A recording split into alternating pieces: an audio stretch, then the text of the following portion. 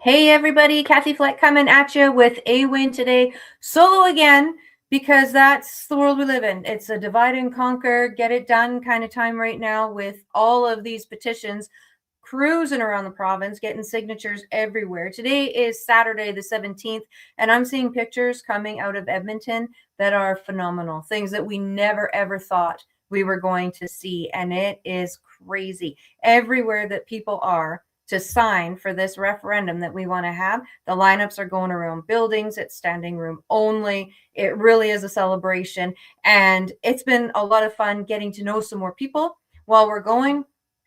But that doesn't mean we didn't meet people already prior leading up to this. Now, several months ago in the summertime, I got to take a trip up to Slave Lake. And I met the most amazing two ladies up there, among some other people that they invited. And we had a little meeting at Tammy's office to go through very much the same presentation that many of you have seen me give, or you can find it on my website if you want. And we, like always happens around here, we made fast friends, and we got to find out different people's stories and what's going on and how did they get to this place. And so this time, in conjunction with Alberta Nation Directory, I'm going to get it right this time, Alberta Nation Directory, our X Factor series for this week is going to bring to you Tammy, and it is my absolute pleasure to introduce to you yet another rock star in this independence movement. Tammy, how you doing? Great, and I've never been introduced as a rock star. Well, you are now. You're welcome. Yes. Yeah. You are now. And I belong to Lesser Slave Lake riding, but I am actually in High Prairie. You're in High Prairie. Oh, I went through Slate. Oh, okay, that's right. Yeah, we're at the other end of the lake. Yeah. You are. So it's a little tiny town for most people who don't know. We've got about 2,000 people here, and been around a long time, farming woodlands. We've got 2 mills, and it's been a going concern for a lot of years, but our population is not growing yet. It will. So you've been there like forever, from day one? Well, I'm celebrating 40 years for my business this year. May will be 40 years. I actually started my sign business hand painting signs. And when the computers came out in 92, I got one of the first computers in High Prairie, and I learned how to do the industry graphically on a computer. And there was no teachers back then, so we had to learn the hard way. We had to push buttons until something happened. Isn't that the truth, right? Yeah. Wow. And still there, still going strong. That's home. It's where the roots are. Yeah. Yeah, it happened. It's awesome. And when we had the meeting it was in your office. You have a bit of another sort of a warehouse. Yeah. It was incredible. Like, I remember people coming in and kind of looking around. It wasn't a big group, but which was nice because there were some people that seemed to be a little bit nervous about being there. And that's the reason for keeping them small.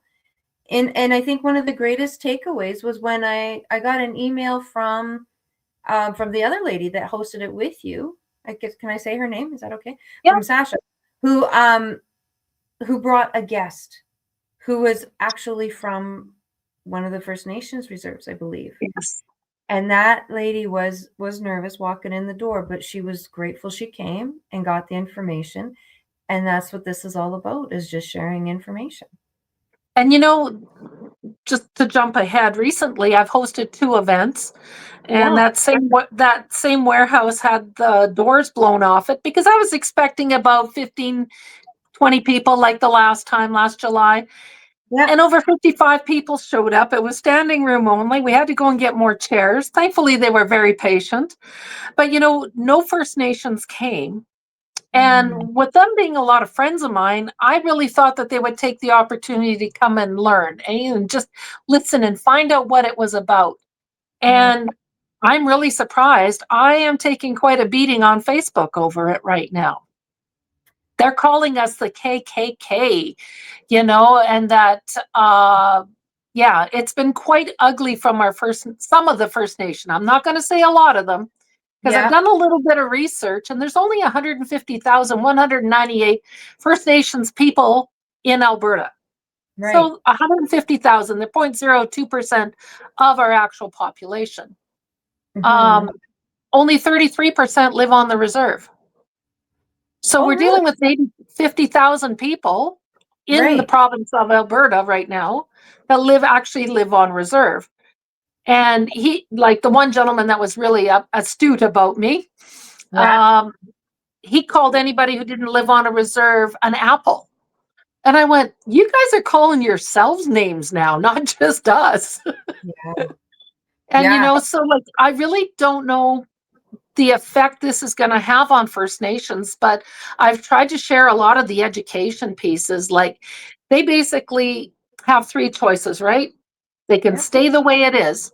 They Yep. can renegotiate with Ottawa or Yep. renegotiate with Alberta and have way more benefits. Exactly. So, I can't understand why they wouldn't want to be the Dubai of the West. I just can't wrap my head around this. It's like a poverty mindset that is in that culture that, they have to wait for somebody to hand it out to them rather than say, no, we can be landowners. No, we can be a part of society. No, we can actually be part of a future. Yeah. And I'm really hoping that education piece is still going to come around. And some of them are actually going to take that in their hearts and realize, what has Ottawa done for us so far? Mhm. I think So it's that's my happening. segue. No, I think it's happening. Well, and it's an important segue because in High Prairie, you're surrounded. Like Yeah, we've there's got 3 First Nations and 2 Métis settlements. Yes. yeah, yeah, they're surrounded. So it is important to make sure like they're your neighbors. The folks that live in the city maybe don't quite understand that, but they're your neighbors. So it's They're my important. neighbors, they're my customers, they're my friends. Yeah. Like, we grew up together. Yeah. And Exactly. I'm as Canadian as anybody, like, as with most of the ladies' stories. And bless your heart for doing this. Like, I believe I was more Canadian than absolutely anybody. And I have traveled so much of the world, and I was so proud to bring my culture to the rest of the world that, yes, Canadians are exactly like you say, you Mhm. know, other than the apology thing, I kind of got away from that. But we were respected all over the whole world, like from South Africa to Japan to all the other countries I've been to. Right. There was just a natural respect for a Canadian. And when all this hit, it broke my heart. It literally broke my heart that I took down my Canadian flag. Hmm. I didn't want to fly it upside down, so I just took it down. It just wasn't my Canada anymore. Yeah. Sorry. That's okay. You're feeling exactly what so many others are feeling. And I think that's part of what's not being talked about right now there are the stages of grief that we have to go through on our way to independence. Yeah, that's Because exactly what it is. yeah, Yeah. yeah, we have to. And it's Yeah. really, really hard to admit that we've got a government in Ottawa who doesn't care. Yeah. They don't care. Oh, you took your flag down? Oh, well, whatever. Keep sending your money. Yeah, exactly. So That, yeah. a lot of my realization, and this is the hope part of it, and I believe God goes before us and prepares our way. Mm, And I can go back to probably 2010 and 2015. And we were seeing a lot of Muslim immigrants coming into Canada. mhm, And then I was watching this geopolitician out of the United States called Peter Zihan, yeah, and he was showing the demographics of the world and how it was affecting population growth. So we're talking 10 years ago now, yeah, 15 years ago. And in this video, he did Canada without Alberta. It's still out there. There's a yeah, long version and a very short version of it. Um, he showed how the demographics in Alberta were the only one in the world that actually had recruitment for its industry, for its capitalization, for anything going forward. It had hospital staff, it had teachers, it had re- truck drivers. Like in a growth chart that goes like this, with this being 90-year-olds and these guys being young people. It had recruitment, it had workers, and then there was a bit of a reprieve as those workers were aging out into the retirement age. And we have these two subclasses of people that are coming up that carry the province forward. He showed the same ones, and like, remember, we're talking 15 years ago, for Quebec and Ontario, Nova Scotia, New Brunswick. They literally were straight up to the old age and then dead. There was no recruitment. And that was how most of the world was. And he went and he said, Alberta has got something going on. So I felt the hope then that we had choices, right? Yeah. And he did. He said we had 3 choices. And guess what? Here we are, 2025, talking about the 3 choices that we have. Yeah. And I think that is all preparation, like when we have eyes to see and ears to hear, it gives you Godfidence, I call it, that we're just walking out something that is already there. Yeah. So then when Justin Trudeau got in, yeah, I remembered the first Pierre Trudeau and what he did and how people wanted to separate then. Yeah. And then how they actually ran MLAs out of the province for even speaking it. And it was like, okay, these are dirty words. Dirty words. Separation is a dirty word. Yeah. And here we are. My business tanked during Trudeau, but we managed to hang on. Mm-hmm. And it tanked during COVID too, but we managed to hang on. But when you get to a point where now people are realizing that separation, independence isn't a dirty word. When you're in this dysfunctional relationship with Ottawa that takes so much of our money, and as a single mom, I had to pay a lot of money to have a family in Nova Scotia be able to maintain their lives. I'm sorry. When we're barely above poverty in Alberta and we're paying you guys to live out east, when does what goes around comes around, and there is no come around. This is not a come around situation. No, it isn't. It isn't. And even when we were told a couple of years ago that it finally would be, Alberta's going to see the day where they get to receive equalization for the first time since 1960, whatever year it was. Once the numbers all shook out, we still didn't. No. We still and didn't.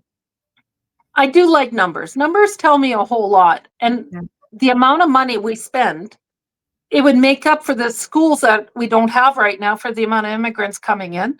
It would help us to get doctors into our province. We wouldn't have the issues that we do if we actually were able to use the money that we give away. Yeah. Because we don't get anything in return. Well, we get pittance back.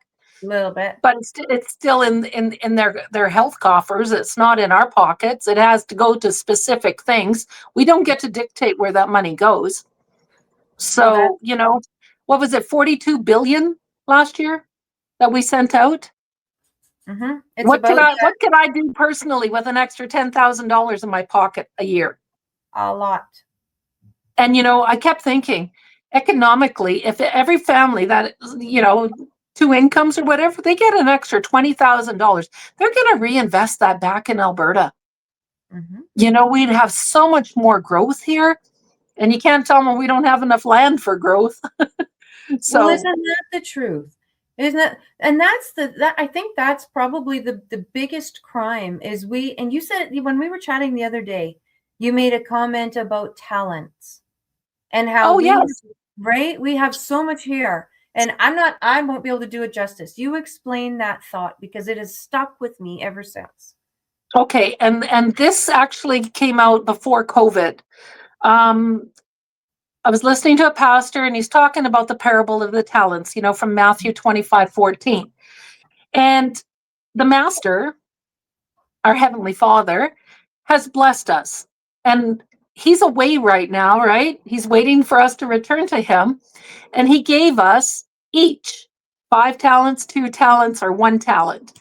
And most people who know the story, and I encourage you to go and look it up, when he returned, he asked his servants, "What did you do with what I gave you?" And the one guy that he gave 5 talents to multiplied it. He had double. And he says, "Good and faithful servant. Thank you." And then he went to the one he gave 2 talents, and he doubled it. He entered in, he did whatever it took, but he multiplied what the master had given him. And he said, "Good and faithful servant." To the last one, he said, "I was so afraid of you, master. I buried it in the ground. And here it is." He dug it out and gave it to the master. And he says, "You slothful." And he had some very choice words for this servant. He did. He didn't use what God had given him. And here we are, 125 years after Sir Clifford Sifton said the West will feed the East. And, the famous cartoon in 1915, and you can look this up on Google, they still have it, the cow eating in Alberta and Saskatchewan and getting milked in Ontario and Quebec. Yeah. They knew even then that we were feeding the East, that our talent was in the ground. And so when you think about it, how long is the master going to tolerate us not honoring what he gave us in the first place? So we really need to get our talent out of the ground and say, I want to hear my master say, "Well done, good and faithful servants." Yeah. And here we are. And I believe there is a time for this. We have tried separation a long time. I made signs way back when the West wanted to separate. I forget what they were called. We get called a lot of names. We do. But, and then there was Wexit, TBA. There's all these other things. And I don't believe that was the right time. But I believe we were made for such a time as this. Yeah. And I truly believe that we're going to make history. We're going to become what he wanted us to be. Yes. Faith, family, and freedom. Absolutely. And the fact that this isn't partisan either. Like a lot of people are saying this is UCP driven. Well, no, they don't want to change the Westminster system. No, they don't. They're saying that, this is driven by politics. Well, I'm sorry. I'm not a politician. I'm a sign shop owner in Northern Alberta. And everybody that I know that is involved in this is not a politician. They don't have anything to do with politics. We are grassroots civilians of Alberta that want a better future. I've got 2 grandchildren now. And to think that the culture that I grew up in is not going to be available to them. The very first time I listened to Mitch Sylvester, I'm going, who's this dude? He's just a business owner as well. And he's served his public his whole life, just like I have. So we hear a lot from the public. And when he said that he was so scared of our culture being lost in Alberta, it just resonated with me. Because I'm going, nobody in Quebec understands our culture. No. A little bit more in Ontario. They do have farmers there, little farmers. Yeah. But they don't understand the culture. My family history, Mom remarried when I was probably 2 or 3 years old, 4 maybe, to a man that's family immigrated from Ukraine in 1926. Okay. And so we lived on a farm with no power, no water, the outside biffy, and had that until I was like 10 or 11 years old, maybe even 12, before we got power. And we grew up in a culture where the garden was our livelihood. It was the animals on the farm that kept us alive. Your trips to the local town were only once a week, maybe once a month. You know, you worked hard. My grandfather, he had to clear his 40 acres in order to keep his first quarter of land in Alberta, and that was only in the early 60s. So I'm just going to say it. Why do immigrants get to come here and not work? Good question. They are living on the backs of every pioneer and settler that came to the area. Mhm. They built the roads. They cut down the trees. They helped their neighbors build houses. My grandfather had one of the first mills other than Buchanan Lumber in town, but he was able to supply all the small wood so that people could build homes. Yeah. You know, where's that culture gone? Yeah.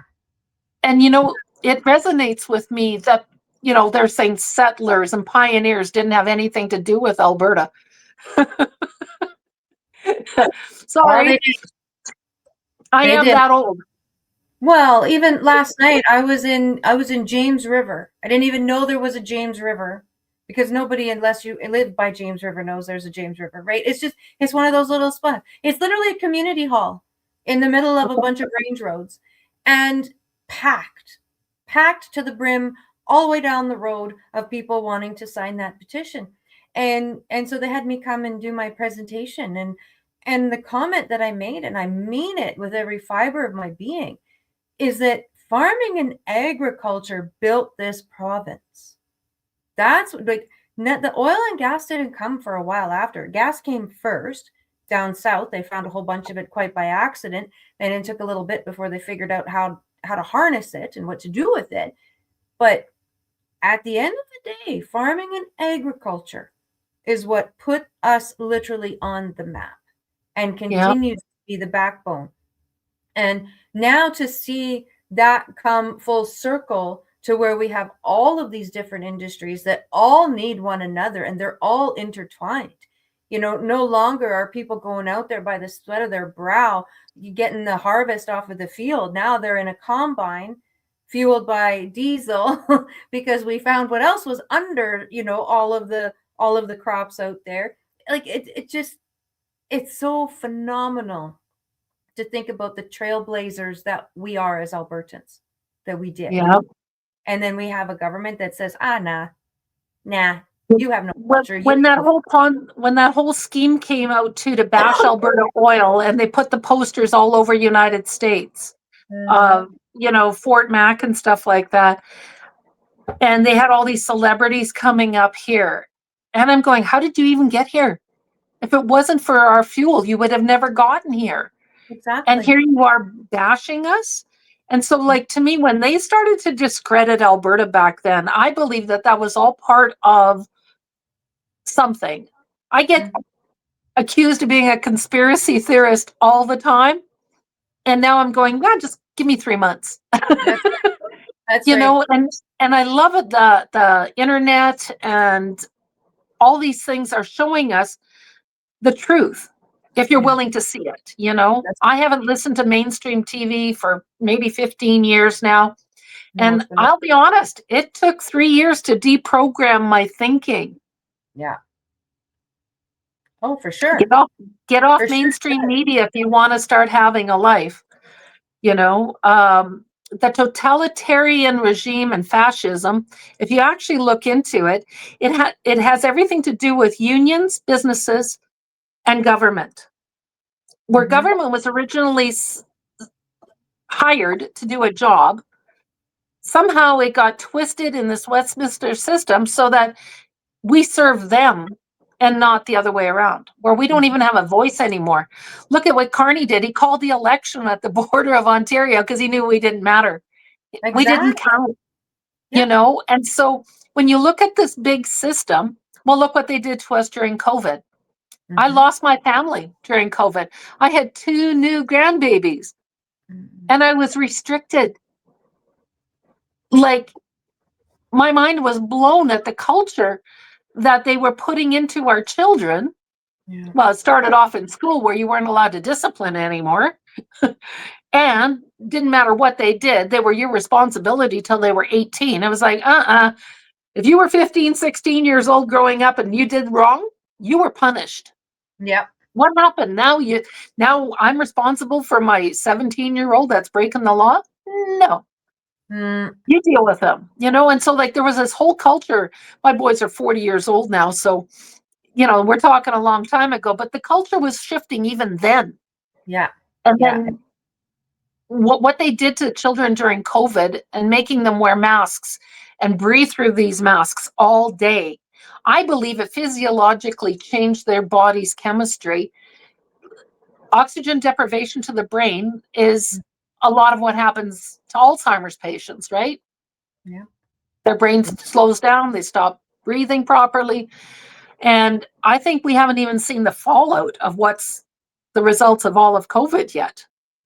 We haven't. We haven't. That all said, I think the one, if you can call it this, the one good thing that came out of all those obnoxious and ridiculous mandates is that it prepared us for this time to Yes. come into Alberta independence, right? Like there's enough of us who are saying, you know what, we're not going down that road again. We're not going to risk that again. And Yeah. it doesn't matter what happens in Ottawa. It still is not going to benefit us. We still won't get to decide for ourselves what we want to do. And so that resolve that came out of all of that is now feeding this. And I don't know Yeah, that we because would a lot have of those people had babies. And I don't think they want to see what happened to them happen to their own children. So, exactly. yeah, you're right. That is a very good blessing because, so much actually happened that we don't even understand the ramifications of it yet. We don't. Yeah. We don't. And we're still, I think in some senses, we're also still learning to trust one another again. And Speaking of trust, yeah. when they first came out with the jibby jabs, Yeah. and I have a lot of First Nations friends, I went and I said, why are they rolling it out on the reserves the first out? Didn't you learn enough from the blankets? Right. And we joked about it. And a Yeah. lot of them refused to do it. Yeah. But they got so much of this to do it. And I went, why are their deaths up 33%? Mm-hmm. Like, I am appalled that our government would do that to them again. Yeah. And I just, oh, I know. yeah. Yeah, I know. I know. When we there's so many stories that come out of that, right? As we're learning to trust one another again with those stories, to share Yes. them, tell them. And I think that's what we're seeing now. And that, of course, is not what any of these bigger politicians want us to do, because that's when you lose control, is when people start talking and go, well, what about this? And what about that? And what about over here? And what about over there? And it's I think we're going to see a lot of healing come out of now this referendum. I think we're going to see a lot of advancements come out of this referendum. Have you And noticed how people are finding their voice again? oh, it's beautiful. I Isn't love it? it. I love it. Yes. Yeah, it's Like, beautiful. I don't think we realized how much control COVID actually had over us Yeah. because we were too afraid to say what we felt in our hearts. Yeah. But I'm just feeling this complete renewal of people actually stepping out of their comfort zones again and saying what's in their hearts and finding out I'm not alone, Exactly. you know? Exactly. And that was probably my biggest takeaway of the convoy. And I haven't even talked about this yet. Ah, yeah. I, God bless me with being able to sit in my office in High Prairie and actually arrange TVs and generators for Kent Street.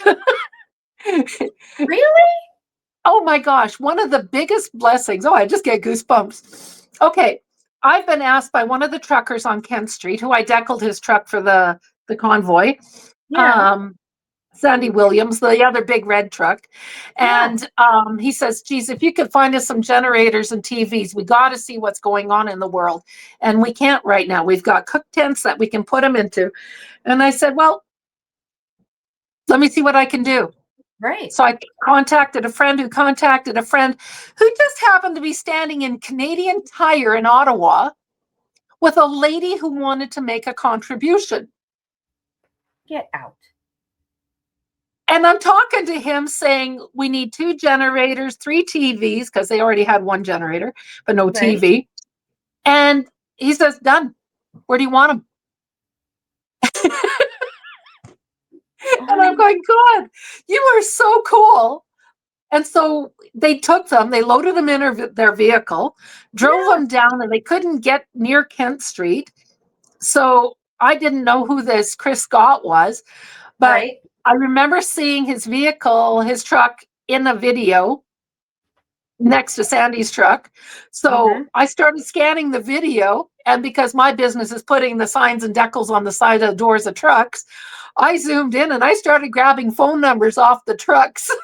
Nice. So I started phoning them, and I finally got these guys out of Saskatchewan. And I says, there's going to be a vehicle about 2 blocks away with generators and TVs. Can you go help them carry them up? Right. And they said, sure, no problem. So off they went. On the way was when they found the vehicle full of firearms with no wheels on it, jacked up on the side of the street. So one of the guys stayed there and called 911 and said, what's going on here? Somebody had planted a vehicle there with firearms in it with no tires on it. And where they were just ready to expose the trucker's vehicle with all these firearms when they had actually planted it. And if it wasn't for the guys coming with the generators and the TVs and all the rest of the backstory, it would have never been found out about. Wow. You know, and there was just so many stories like this all the way through the convoy. I'm sitting here watching it every day, recording it, you know, and I'm going, God, you moved then. We need you to move again in Alberta. We need this in Alberta. Yeah. Oh, at my meeting last week, can you say prayer before the meeting? Yes. I would be honored. Yes. I would be honored. That's a part of our culture. We pray before we enter into agreements. Yeah. And it's lovely. It is so lovely going to these events now where we actually ask God to guide us. I know. I know. Isn't it wonderful? It's happening more and more and more and more. And even if it doesn't, like if someone doesn't say a prayer beforehand or whatever, it's still part of the conversation. Yes. Everywhere I go, it's still part of the conversation. It's remarkable. Well, I'm even requesting if you're at an event and there is no prayer, you say one. Exactly. Yep. Yeah, exactly. That's a great point. And there's events everywhere. I know, eh? Yeah. And I would even encourage those that don't want to go to the big events, if you're a little bit nervous, get a hold of any one of us and we'll just do something small. If you still want to sign that petition, that's okay. We'll come to you. Let us know where to meet you. It's all good. And that's how I got to know you. There was this phone call. I don't even know who gave me your name or number. And it was a matter, I think it was Sasha. It was, yeah. Here's this lady that's willing to drive up to High Prairie to talk to us about independence. And like, I had no clue about it then. I had all my other feelings and stuff. But you drove all the way up here to share your knowledge with us. And bless your heart, that opened the door for High Prairie, because I don't think we would have blew the doors off my meeting if you hadn't come 6 months ago and entertained that thought. So I encourage a lot of small communities. This lady right there, she has a beautiful way of carrying the message of independence just with love and generosity out of her heart.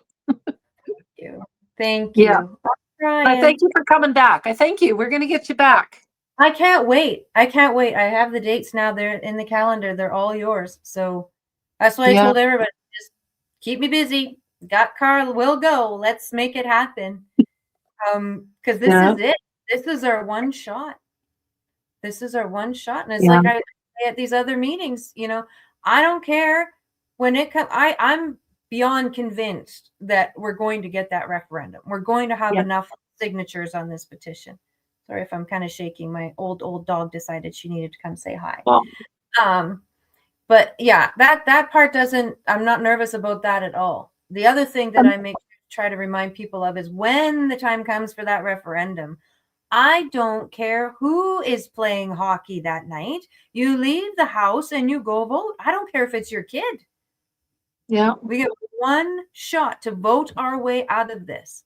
And after Carly's comment the other day, that has never been more true than now. You mean the New World Order? Yeah. Did you ever expect anybody in Canada to ever say their words that we're getting in bed with China?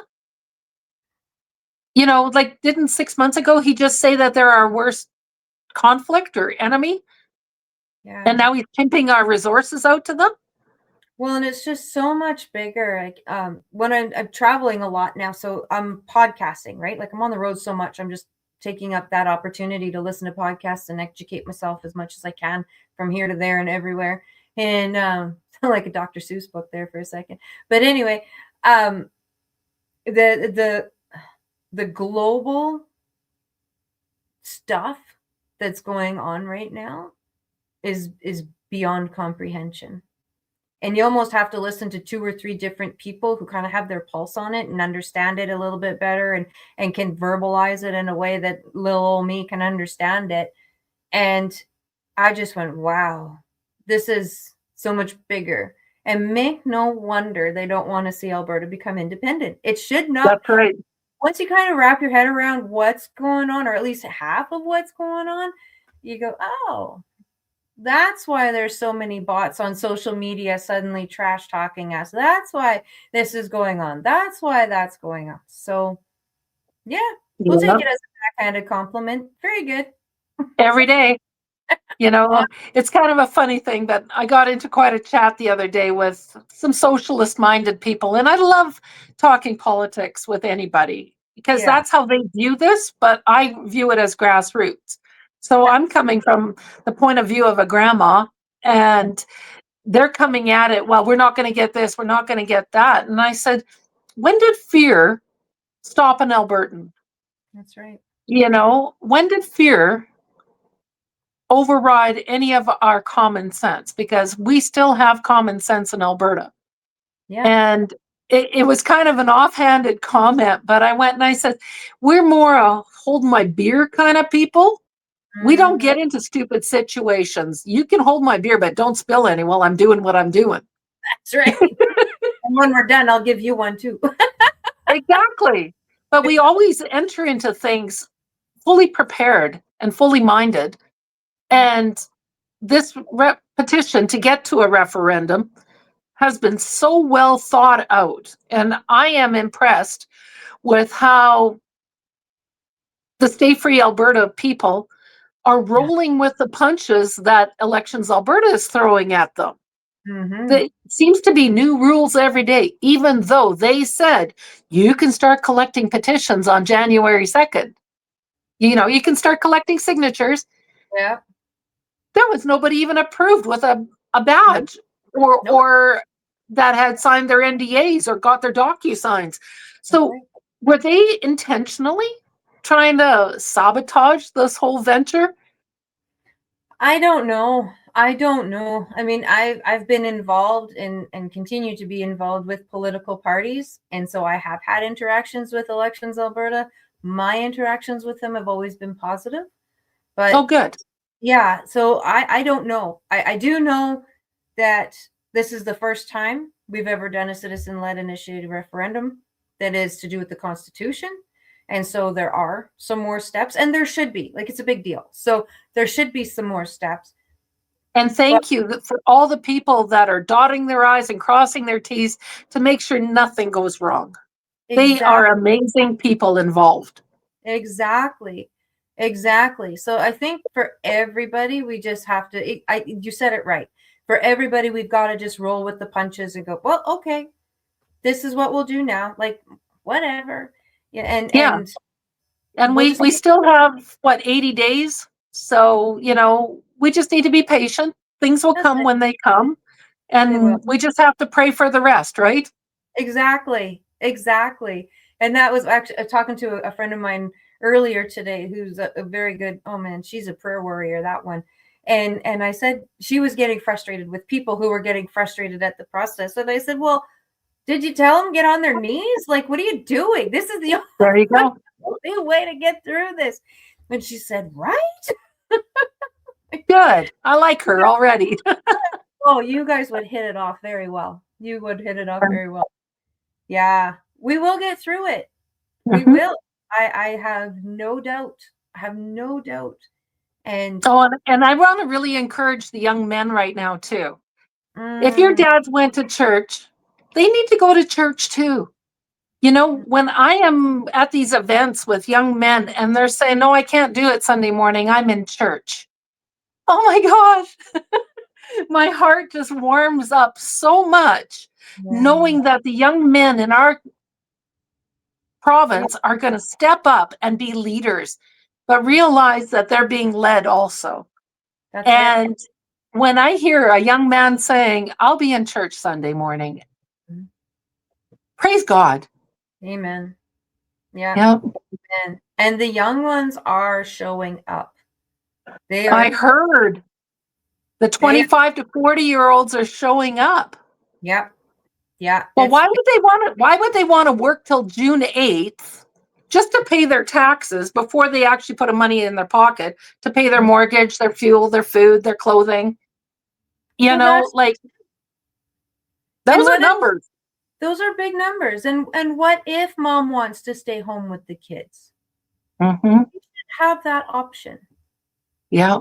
Worked very hard for generations to have that option. And then that option was taken away because the government thought they needed more money. Like, yeah, they're seeing it. They're seeing it. And when I was in Red Deer the other, you have eyes to see. Yeah, when they do, and in Red Deer, whatever day that was, it was like families with strollers and with the little baby carriers and little people on dad's shoulders, and you're like, oh, this is beautiful. This is just beautiful, right? Everyone from in a stroller to a walker and in between coming through. And then last night, same thing. Everybody says, where are the youth? Well, they're around. Like, look side to side. They're right beside you. Just because they're not in the same numbers as us, these meetings are not their jam. This is what we keep trying to help people understand. These meetings are not their jam. They're our jam. They're not their jam. That's right. And so it's okay. They're still there. They're still there. They're still on their phones. They're on social media. They're watching all of this. And then they're showing up at all of these petition signings. They're there. I can't even wait to see the numbers that come out of Edmonton today. I'm pumped. Oh my gosh. I can't wait too, because even though we don't actually know the numbers, all we know is what we see in the videos. Yeah. But that gives us a good example of what is actually happening in the province. Yeah. You know, how blessed are we that we are here for such a time as this? To watch history be made. Oh, thank you, Kathy, for being a part of it. Oh my gosh. Takes us all. Takes us all. Okay. Yeah. Yeah. Awesome. Well, Tammy, I'm coming up. I'm coming back to High Prairie. I can't wait. I'm excited. I'm glad we've got our dates set. And let's do this again. This was great. Yeah. Thank you so much. I am so humbled that you even asked me. I'm going, what do I have to say? A lot. That's been the funny part too, is asking the ladies, like different ladies, well, will you come? And people don't know. Like, we all have a story. And yeah, we do. Every story matters. Yeah. It does. It's the word of our testimony, right? It is totally. Totally. You're amazing, Tammy. Thank you for being so beautiful. Well, God bless you too. You got to keep your Godfidence up. Will do. I will do. Take care.